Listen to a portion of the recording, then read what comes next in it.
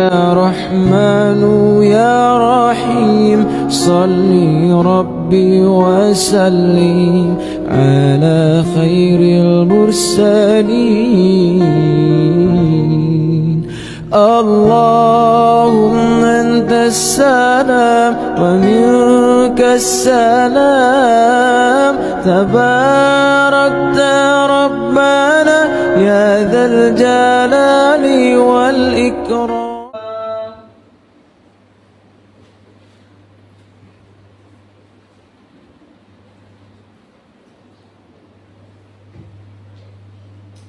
Assalamualaikum warahmatullahi wabarakatuh.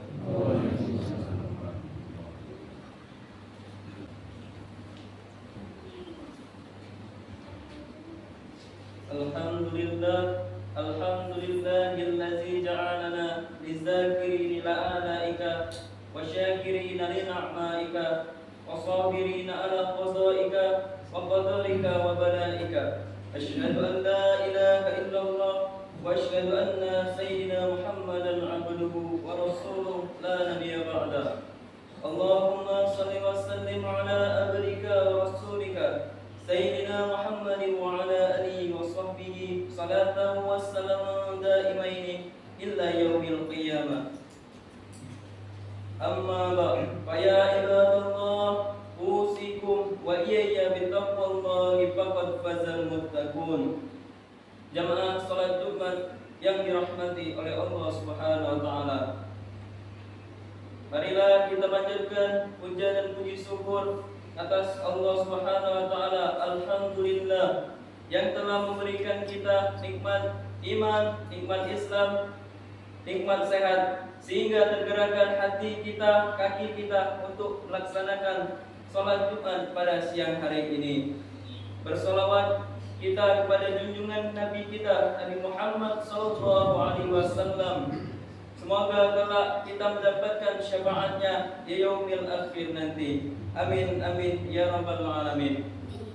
Tidak henti-hentinya khatib berwasiat kepada jemaah sekalian maupun diri khatib pribadi untuk selalu meningkatkan keimanan dan ketakwaan kita kepada Allah Subhanahu wa taala dengan sebenar-benarnya. Karena dengan keimanan dan ketakwaan inilah yang bisa mendorong kita atau menjadi benteng untuk tidak berbuat keburukan atau kemarahan yang oleh Allah Subhanahu wa taala. Takwa yang berarti mengerjakan seluruh perintahnya dan menjauhi segala larang-larangannya.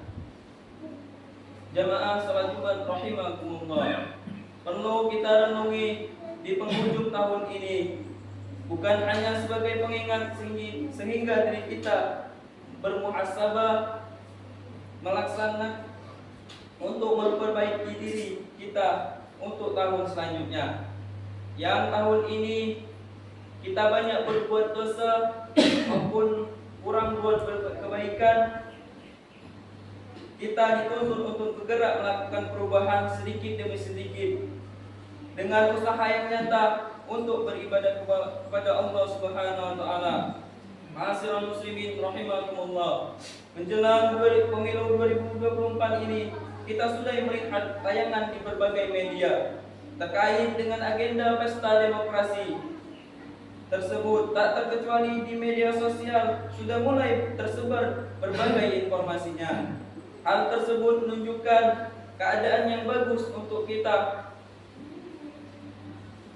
untuk berbuat kebaikan. Namun di sisi lain, salah satu dampak negatif dari agenda 5 tahunan ini adalah betapa mudahnya seseorang baik di kehidupan nyata maupun media sosial mulai membuka aib yang bukan pilihannya, melempar tudingan, mencari-cari kesalahan orang lain, menyebarluaskan dan bahkan memfitnah dan kebohongan.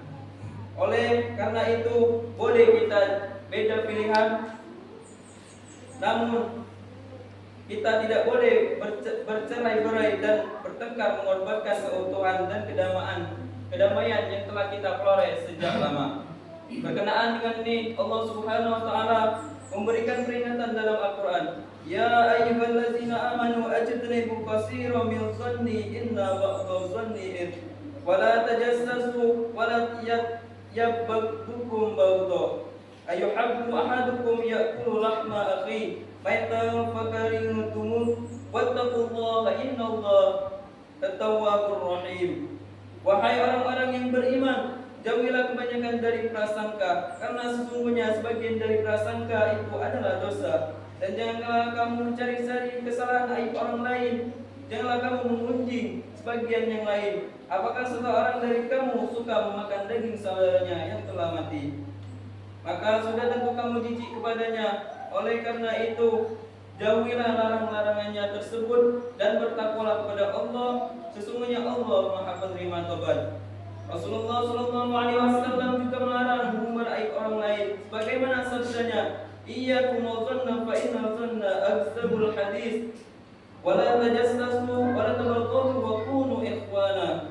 Jauhilah oleh kalian prasangka, sebab prasangka itu adalah ungkapan yang paling dusta. Dan janganlah kalian mencari-cari aib orang lain.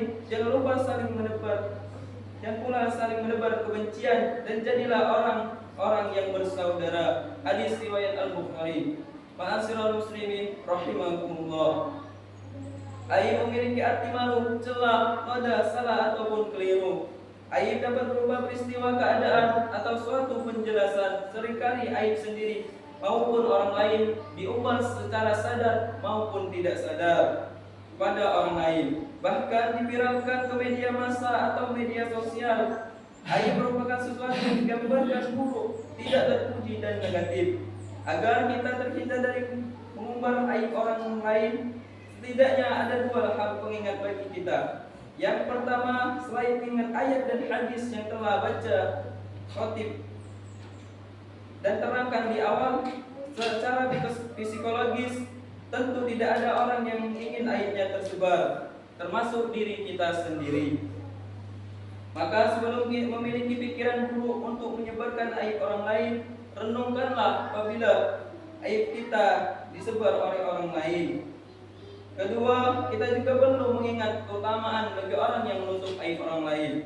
Sebagaimana sabda Rasulullah SAW, "Man satara muslimah satarallahu fid dunya wal akhirah." Barang siapa yang menutupi aib seorang, maka Allah akan menutup aibnya, baik itu di dunia maupun di akhirat.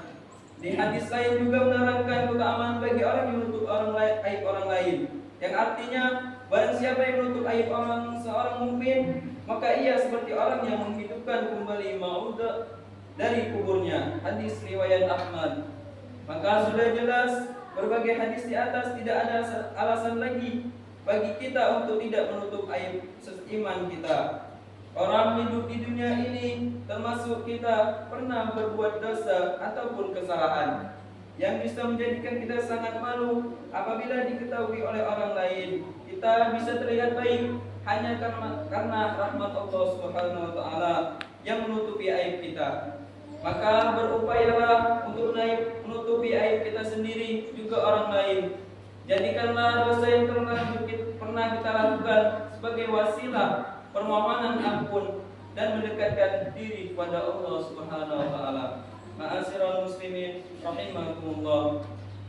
Marilah kita kawal perdamaian dan keutuhan di tengah-tengah kita agar tidak terpecah belah sebab perbedaan politik saja. Jangan sampai kita melukai hati orang lain baik dengan perkataan maupun perbuatan kita,